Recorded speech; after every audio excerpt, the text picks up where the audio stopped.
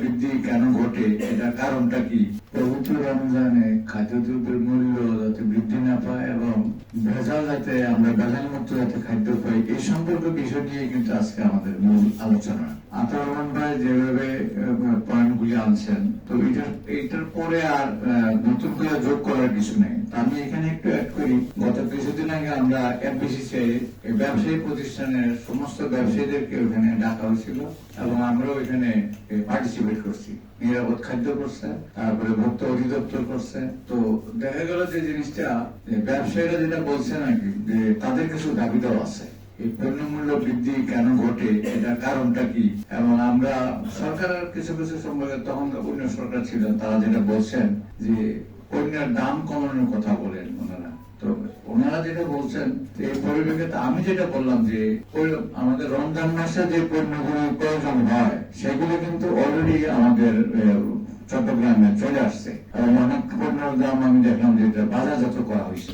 তো সেখানে পণ্যের দাম করলে এটা কিন্তু ভোক্তা পর্যায়ে এই দামটা সুফলটা যায় না, এটা শুধু ব্যবসায়ীদের কাছেই থাকে এবং ব্যবসায়ী এই পণ্যটা বিক্রি করে থাকে তখন তারা।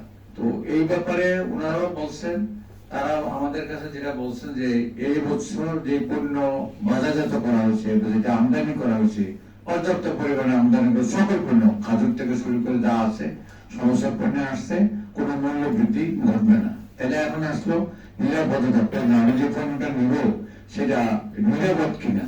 তো আমরা নিরাপদ একটা কর্তৃপক্ষ আমাদের আছে যারা 2013 সালে প্রতিষ্ঠা করা হয়েছে, এখন পর্যন্ত ওনাদের লুকোগুলোর অভাব আছে।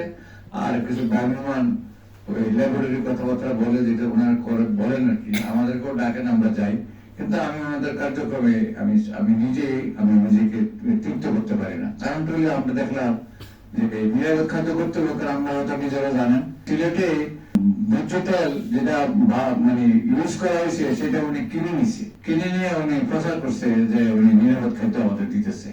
মূল জিনিসটা সরকারি কর্মকর্তারা যেটা তাদের করা উচিত তারা কিন্তু সেটা করে না এবং এটা উদ্দেশ্যমূলক ভাবে তারা করে না। কারণ ব্যবসায়ীদের সাথে তাদের একটা অঘোষিত লাইন থাকে, অঘোষিত একটা চুক্তি থাকে।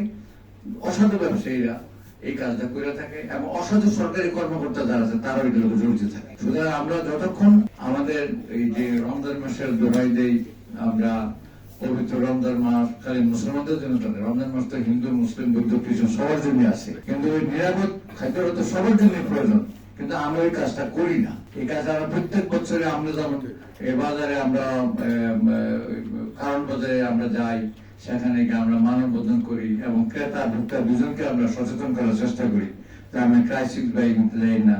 ইচ্ছা মতো কোনো ধনী ব্যবসায়ী আছে, কাস্টমার আছে, ভোক্তা আছে, তারা একটা লম্বা লিস্ট নিয়ে দোকানে যায় এবং সেখানে তার পণ্য যতটা তার দরকার 1 বছরের পর 1 মাসের পণ্য একদিনে কিনে ফেলে। এ থেকে দেখা যায় একটা কৃত্রিম সংকট সৃষ্টি হয়। এটা যেমন আমরা আমাদের ভোক্তাদেরকে আমরা অনুরোধ করি, ব্যবসায়ীদেরকে আমরা এই কাজটা কেবল পক্ষ থেকে আমরা করে দিই। গত বছর আমরা এই কাজটা করছি, তার আগে বছর করছি, যে আপনি আমার কাছে যদি কেউ সমস্ত পণ্য নিয়ে যায় 1 মাসের পণ্য নিতে যায়, তারা আপনি 15 দিনে দেন, 7 দিনে দেন, তাকে বলেন যে ক্রাইসিস সৃষ্টি করার দরকার নেই। তো এইরকম যদি আমরা আমাদের মধ্যে যদি সচেতনতা বৃদ্ধি না করি, আপনি যতই দোহাই দেন, কোরআন হাদিসের কোরআন নাজিল হয়েছে আমি বেহেশতে যাবেন, জান্নাতুল ফেরদৌস পাবেন, কোনো কাজ হবে না যতক্ষণ পর্যন্ত ব্যবসাদের মধ্যে নৈতিকতা কাজ না করবে। এই নৈতিকতাটা কাজ করার জন্য সরকারের যে আইন আছে, সরকার সেই আইনটা যথাযথভাবে প্রয়োগ করে না। যেখানে তার 50,000 টাকা জরিমানা হওয়ার কথা, তাকে তার বন্ধ করে দেওয়ার কথা, সেখানে তাকে 20,000 টাকা 10,000 টাকা জরিমানা করেছে। এইটা আবার সে ভোক্তার উপরেই এটা চালাই দেয়, ভোক্তার থেকে পণ্যের দাম সে আবার ইনডাইরেক্টলি নিয়ে নেয়। তা আমি যেটা মনে করি, আমরা কেবল পক্ষ থেকে, আমার কেবল সভাপতি আছেন, উনি আরো বলবেন, আমরা মনে করি যে এইটা দূর করার জন্য আমাদের নৈতিক একটা পরিবর্তনের দরকার আছে। আমরা বিগত সরকার আমরা দেখছি যারা অনেক কোটি কোটি টাকা নিচ্ছে, এই টাকা তারা ব্যবহার করতে পারতেছে না, অনেকে এই টাকা ফালিয়ে চলে গেছে, অনেকে এই টাকা ব্যয় করতেছে না। এই যে অবস্থা, এই অবস্থা করে তো টাকা অর্জন করে তো লাভ নেই। আমি যদি ভোগে করতে না পারি, আমি যেটা ব্যবহারই করতে না পারি, তা আমাদের কেবল পক্ষ থেকে আমি যেটা বলবো, আমরা এই কাজটা করতেছি এবং আপনাদের সহযোগিতা চাই।